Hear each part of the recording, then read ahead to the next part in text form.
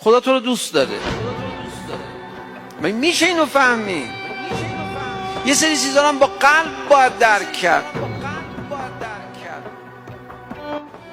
اصلا بعضی چیزا قابل به زبان آمدن نیستن. شما عطر گل یاس رو توضیح بده ببینم. آقا یه نفر تو جلسه ما بگه عطر گل یاس چجوریه، توضیح بده. همتون بوییدید. یه قلبی هم نیست، حسی، مال حس شامه است. توضیح بده. این نمیشه توضیح داد. کلمه برای این خلق نشده در ادبیات بشر. آثارشو میگن نشاط آوره. ببین بگو چیه، نمیشه گفت. اصلا اینه. نگاه کن یه عطر بیار بگو. اینه. دیدی؟ یه سری چیزا هم با قلب باید درک کرد. محبت رو باید با قلب درک کرد. خدا تو رو دوست داره.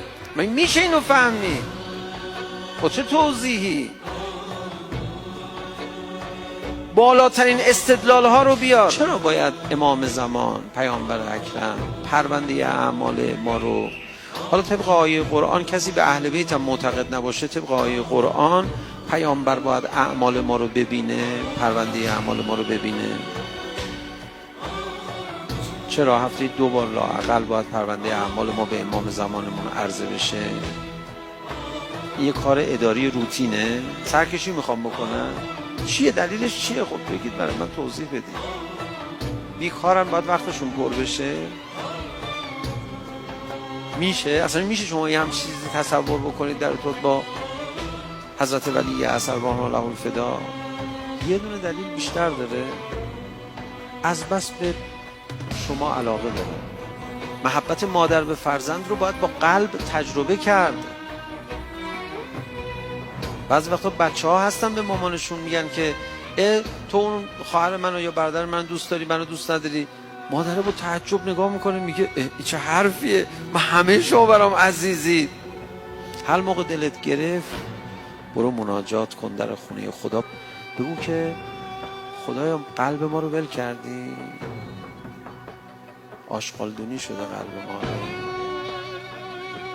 چند بار وقتی که قساوت قلب داری وایستادی با خدا چند دقیقه این حرفا رو زدی قلبتو باز نکرد؟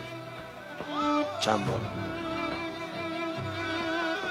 من حاضرم تو میلیاردها انسان بیستم بگم یه نفر تو این جمع بیاد بگه که من چند بار رفتم قلبم و خدا نوازش نمی کرد نرم بشه، قساوت داشت، اشکم نمی اومد، دوست نداشتم ذکر رو، دوست نداشتم خدا رو، دوست داشتم گناه رو، دوست داشتم غفلت رو، دوست داشتم هوس بازی رو، همون حال رفتم در خونه خدا. یه نفر تو میلیارد آدم بلند شه بگه وایسادم گفتم خدایا قلب ما دور انداخته شده، قلب ما هری به درد نمیخوره، خدا جواب نداد، خدا ناز نکرد دلتو، تو سرتو انداختی پایین دنبال دلت رفتی.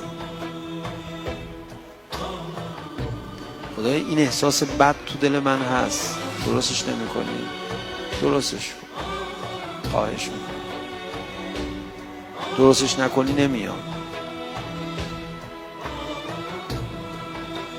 درستش نکنی نمیام،